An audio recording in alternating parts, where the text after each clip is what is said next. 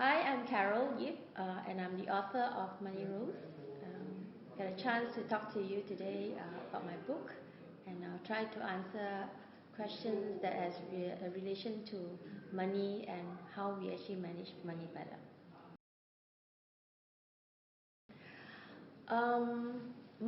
What money rules means is basically when you want to spend money, there's always the rule that we follow.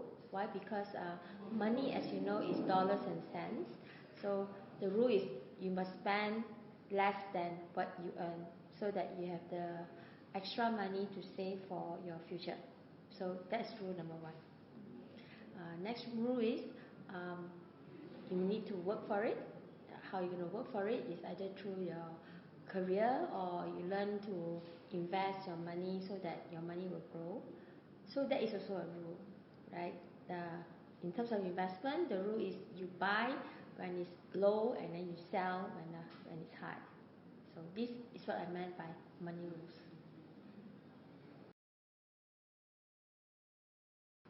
I believe that all of us have a story when it comes to money. All right.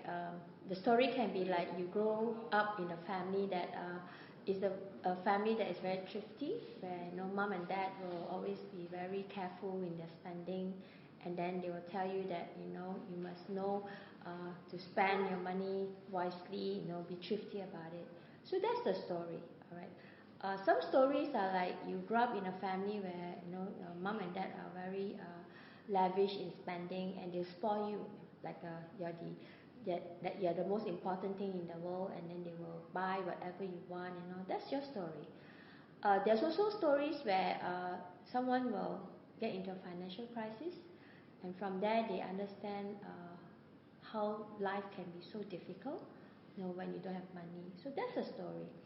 The question now is, how do you want to then redesign your story, or recreate your story, maybe from a poor man and to become a rich man, to be somebody that is full of credit card debts, to somebody that you are free from credit card debts.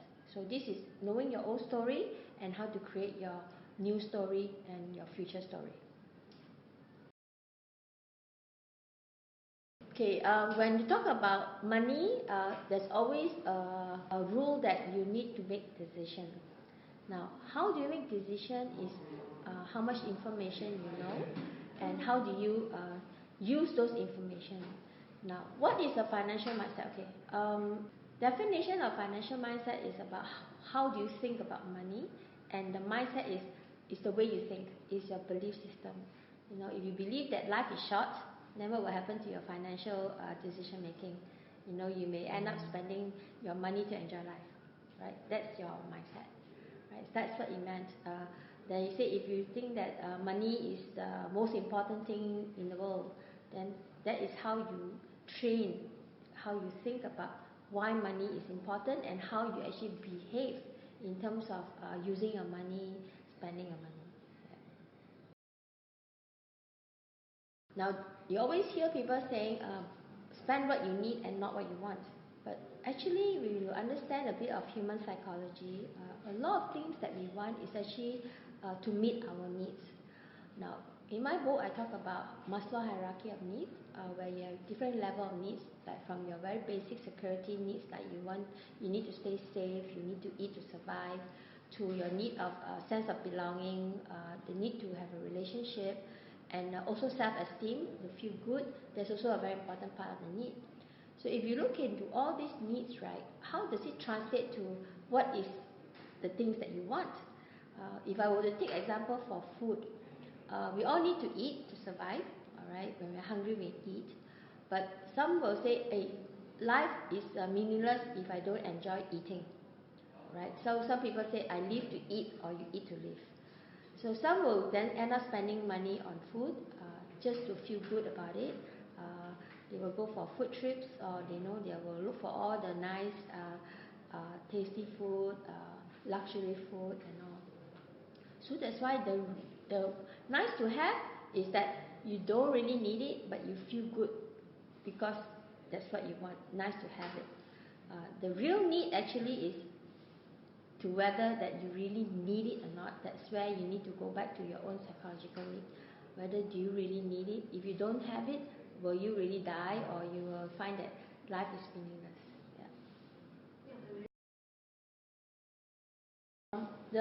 In my book, I talk about CYOB program. Is actually control your overspending behavior.